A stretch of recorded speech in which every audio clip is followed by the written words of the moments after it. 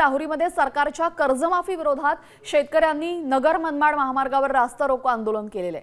महायुतीतील घटक पक्ष असलेल्या शिंदे सेनेच्या शेतकरी सेनेने हे आंदोलन केले। यामध्ये स्वाभिमानी शेतकरी संघटनाही सहभागी झाली आहे।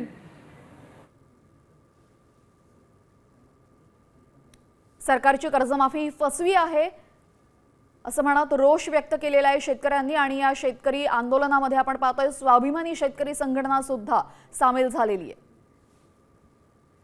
आरोप करत आज राहुरीमध्ये शेतकऱ्यांनी नगर मनमाड महामार्ग अडवून धरलेला आहे। 2019 साली ज्या शेतकऱ्यांना कर्जमाफी दिली होती त्यांना यावेळेस वगळण्यात आलं। यासह ज्या अनेक अटी या ठिकाणी टाकलेल्या आहेत त्या देखील शेतकऱ्यांना मान्य नसल्याचं या सगळ्या आंदोलकांचं म्हणणं आहे।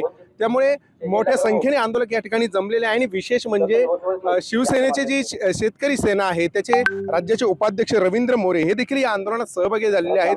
कुठेतरी सरकारमधलेच लोक जे आहेत ते देखील या शेतकऱ्यांच्या बाजूने या आंदोलनात सहभागी झाल्याचं दिसतंय। काय सांगाल, काय भूमिका नेमकी आहे या कर्जमाफीबद्दल, कसं बघता? आपण जर बघितलं तर शेतकऱ्याला काय, शेतकऱ्यावर सरकारने जे धोरणं राबवलेत चुकीच्या धोरणामुळे शेतकऱ्यावर कर्ज होतंय। आयात निर्यातीचे धोरण अतिशय चुकीच्या पद्धतीने राबवले गेलेले।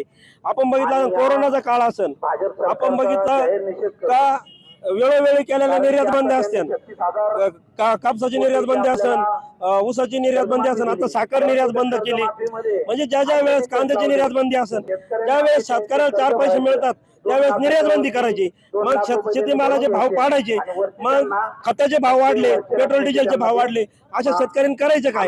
शेतकऱ्यांना उत्पन्न कुठून येणार आहे? शेतकऱ्याचं उत्पन्न हे 50% पेक्षा जास्त घटलेलं आहे।